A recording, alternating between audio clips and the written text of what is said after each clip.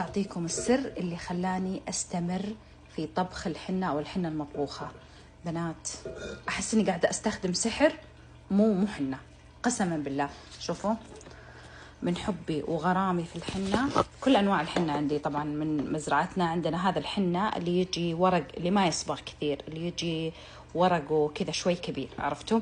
وعندي هذا الحنة، شوفوا قديش انا ماخذه من العلبه، قسما بالله كانت فل. هذه الحنه الثانيه اللي لا، اللي صبغتها قويه مره، شوفوا الفرق بين اللونين يمكن لو ملاحظين. وعندي طبعا السدر.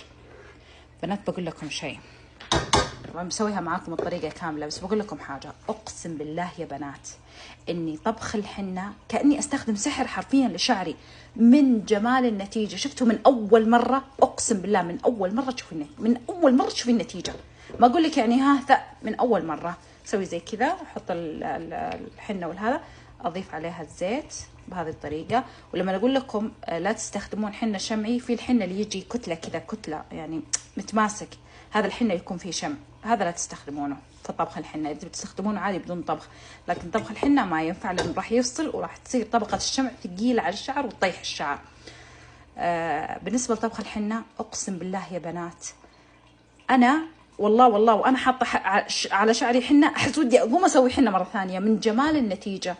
واكثر تعليق يعني حمسني اني اقوم الحين الساعه 9 الصباح اسوي حنه، ان واحده تقول لي انا سويت حنه وضفرت شعري، واستنى اصحى افك الضفيره واشوف النتيجه. تذكرت يوم انا نفس الشيء سويت حنه وضفرت شعري وشفت النتيجه. حتى زوجي يقول لي شعرك يجنن ما شاء الله لا قوه الا بالله. فحرفيا سحر سحر.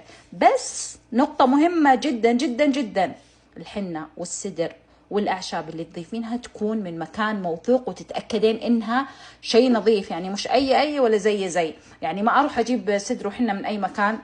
حدثني أحدهم إنه كثير محلات يبيعون 10% حنة يعني يكون، و90% أشياء أخرى، أو 10% سدر و90، وأكيد سمعتوا هذا الشخص لما تكلم.